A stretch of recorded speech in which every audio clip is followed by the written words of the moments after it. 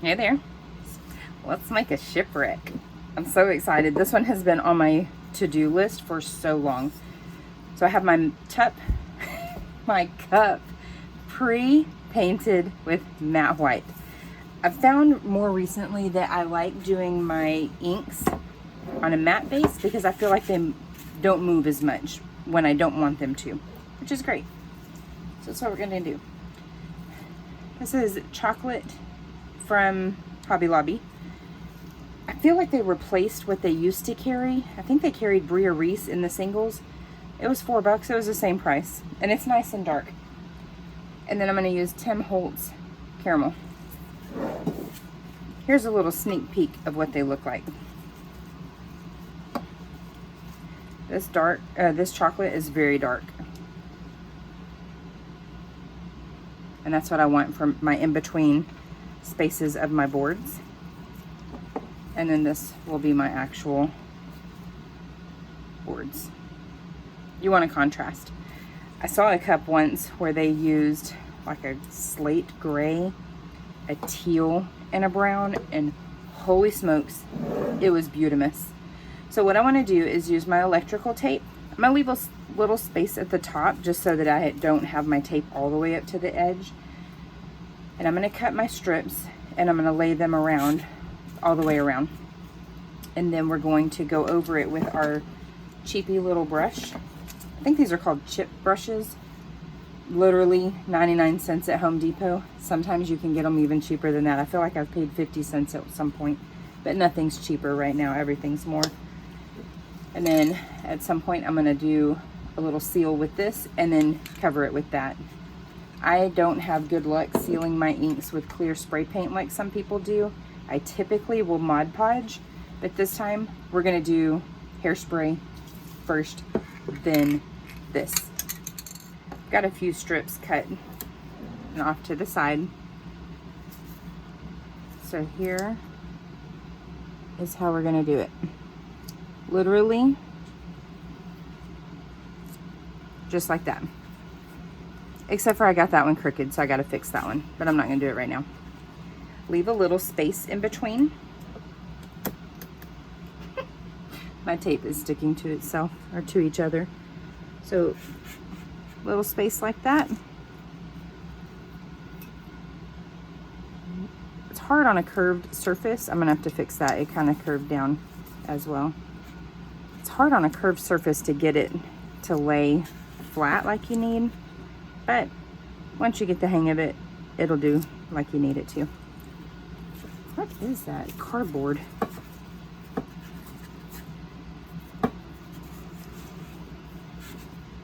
I didn't measure how far around. Why can I not talk today? What is wrong with me? I didn't measure the circumference of the cup to make sure that I had it all spaced properly, but that's all right. What I'll do is lay this down and then trim accordingly.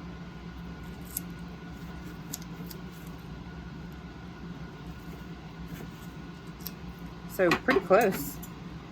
Not too bad for not measuring.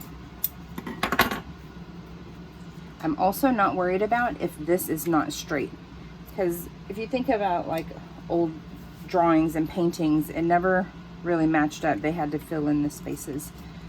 So that's what I'm going to do the rest of the way around. I don't want my seams to line up this way. I am going to kind of stagger them like you're laying brick.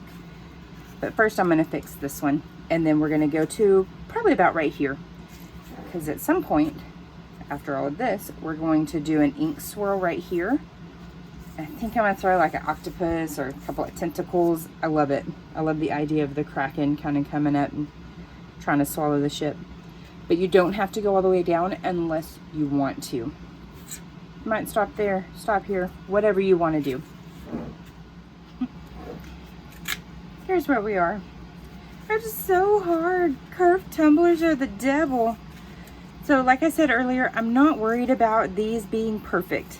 It's okay, it's character. No big deal at all. One thing I did do was cut a hole in my glove, snipping the tape. So I'm gonna go ahead and put on a fresh set. It's hot out here, so I'm kind of ready for a fresh set anyways. But now we can put our tape away because I've gone as far as I want to go. And now we're going to do the darker ink all the way around, just like you would a normal wood grain. Just cover it all up. I changed my mind. It is way too hot for me to be wearing gloves. I don't have to work tomorrow, so I've got a day for my inks to wash off. So now what we're gonna do is just your normal brushing it on all the way around, just like that. Some people like to use masking tape because it comes up a little easier. I personally use a lot of electrical tape, like to hold stuff steady, especially if I need to mark off a spot on a curved area. So that's what I went with. I saw one video where somebody used a makeup brush to dab this on. That works too. But this is what I use for my wood grains, so that's what I'm gonna do here. It's gonna give you that wood feel in between your slats in the long run. I watched a couple of videos on this, just kind of over the last couple months. Man, they make it look so easy getting that tape on there evenly. Kind of wanted to pull my hair out just a little bit. But we don't want any white spots, but if you end up with a white spot, that's okay. The next step is going to take care of it.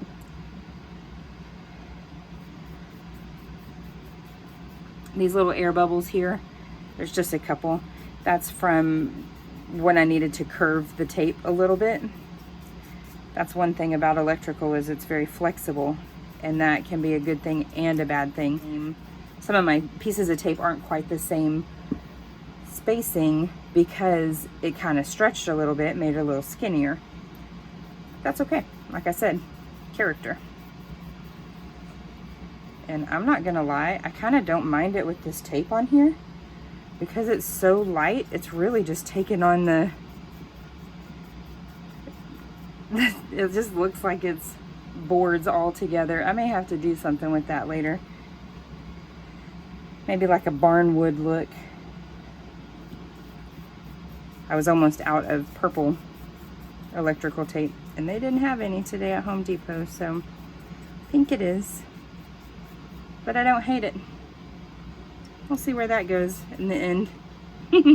Let's finish doing the rest of this, and then I'll show you what's next.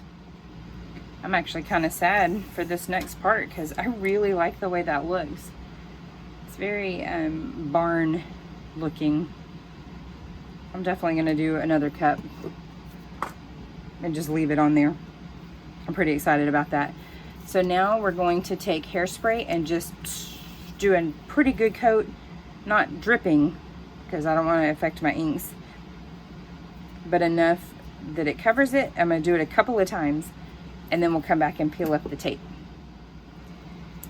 I put it pretty good, a couple of coats of hairspray, and then I did a little bit of clear coat. The point of that is to seal these base inks because we're about to go back over it with alcohol ink, alcohol ink of the other color, and you know what alcohol ink does to alcohol ink. So now we want to very carefully pull up each of our pieces of tape. It's okay if the edges aren't super duper crisp. There's going to be a little feathering there where it kind of bled underneath. That's actually kind of pretty too. But we're going to do this all the way around every single piece of tape and then do the next layer of inks. There we are. There's just a couple of spots that I kind of nicked it with my PinPen. I had it angled too hard, but that's not really going to be an issue in just a couple more minutes. So now literally the whole thing all the way around, just with this motion right here so that you get those streaks like we had here. I'm using a different brush because I don't want any of the inks from the other to bleed.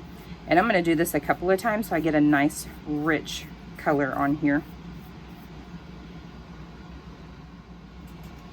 So here's what I have now. I'm really frustrated. I ended up having some spots that lines literally just obliterated. How in the world could I have possibly missed them with the hairspray and the clear coat? I don't know. So what I did, I put a little bit of my original color in here and just kind of used my original brush and got a few bristles wet with it. Just made some little roughed up spot, kind of made it look a little bit more aged. Now I don't feel like I have to go back with a paintbrush. Like this one right here was really bad, but now it just looks like that boat's kind of brushed up against something a couple times. No big deal. Also took that opportunity to clean that up right there. The next time I do one of these, I'm gonna go quite a bit closer to my rim just so I don't have so much lip right there.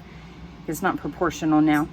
It doesn't bother me enough that I need to fix it, but it bothers me enough that I won't do it again next time. So now we're gonna take a Sharpie and make nails. You can do 2, you can do 3, but I'm gonna do 2 on each of those.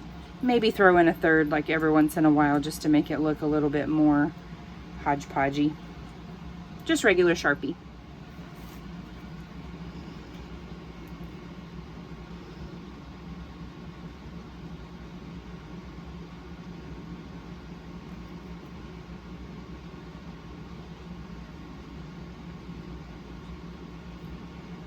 Just like that, all the way, every single plank.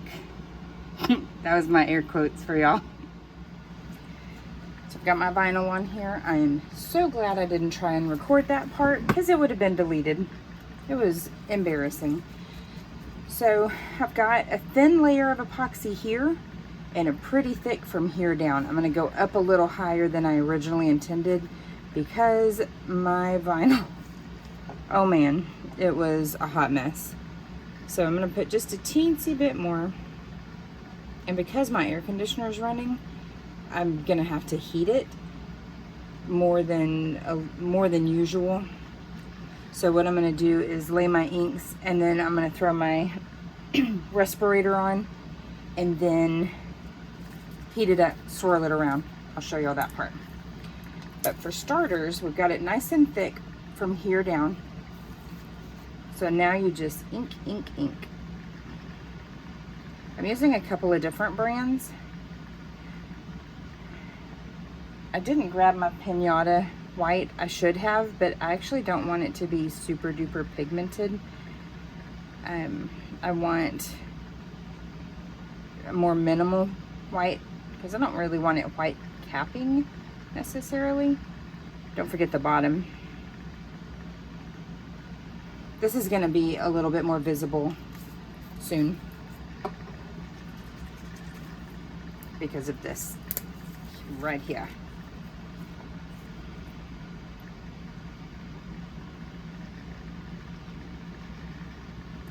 We're just wanting to make it water swirls. Oops, didn't mean to double drip.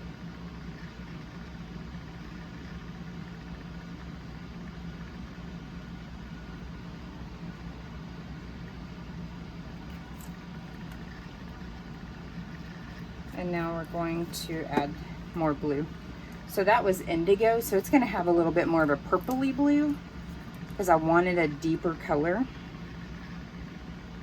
It's going to hide my mistakes a little bit. Actually, a lot of it, honestly. So now I'm just going to dial down all of that white pigment. Oh gosh, this comes out so fast sometimes. But I just want to make that where it brightens up the color, but I don't necessarily want actual white pigment. So we'll be able to kind of finagle that a little bit more in just a little bit. So this one was Bria Reese Lake Blue. First one was indigo, like I said. I'm going to do just a couple of drops of mermaid, not very many. Kind of on these spots that need a little bit of that white covered up. Try not to touch your cups to the actual epoxy, or your inks to the actual epoxy, because you'll accidentally epoxy your inks closed. Okay, so now the white is almost complete. Whoa, good gravy. Almost completely covered, with the exception of, I missed.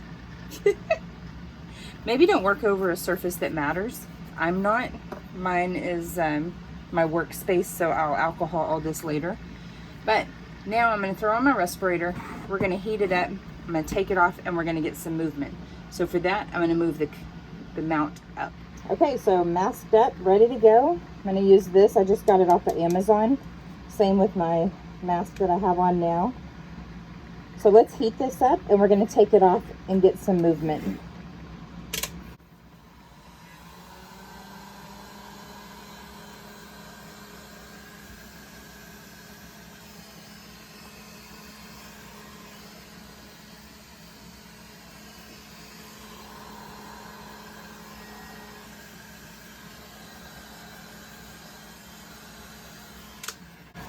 You don't want it falling off of your cup, but you definitely want it nice and liquidy.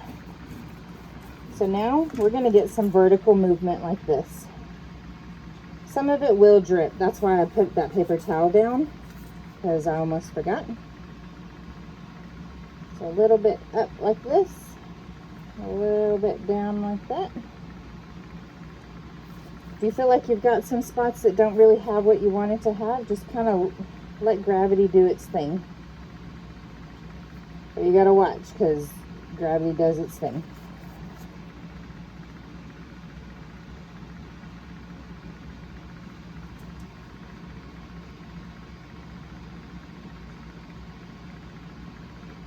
We may actually have to add a little bit more white to make some of this other pop up, and to kind of compensate for where those drips that I was not controlling kind of did a little bit more than anticipated.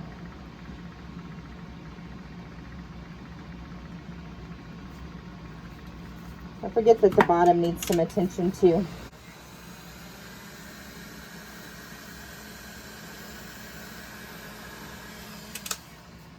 But we don't want to scorch the epoxy, which is easy to do if you're not watching it. You can definitely burn your epoxy. I'm speaking from experience, unfortunately.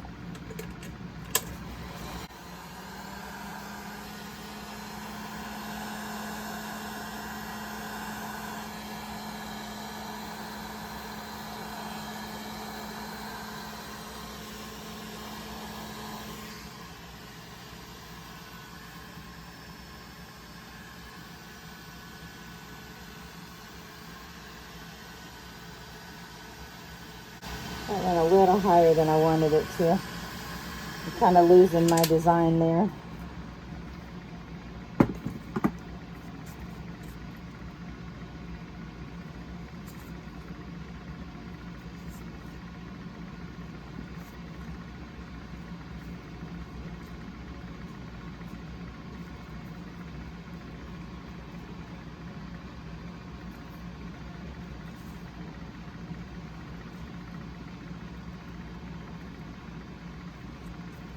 It's okay to wipe it off too, by the way, like I'm doing right now.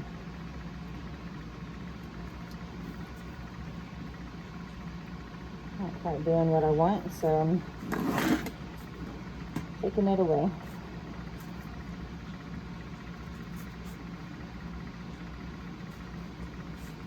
So now that I have that solid spot there and there, now we need to just manipulate it a little bit to smooth that out a little. Make it more like a wave or a splash rather than a defined edge.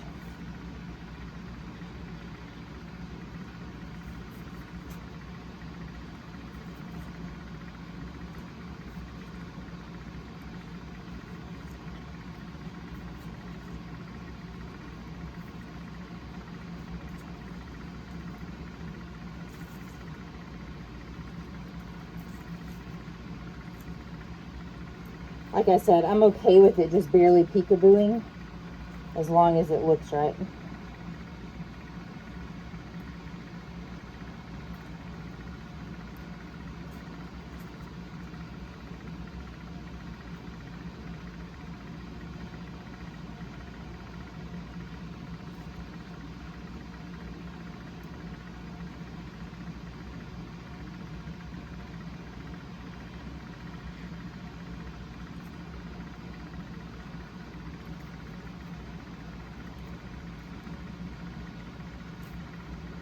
Okay. Beautiful. Get rid of these extra bright white clumps here. Yeah, just like that. So now we're going to let it turn for a couple hours because this is not fast set. But I do need to clean up the spots here.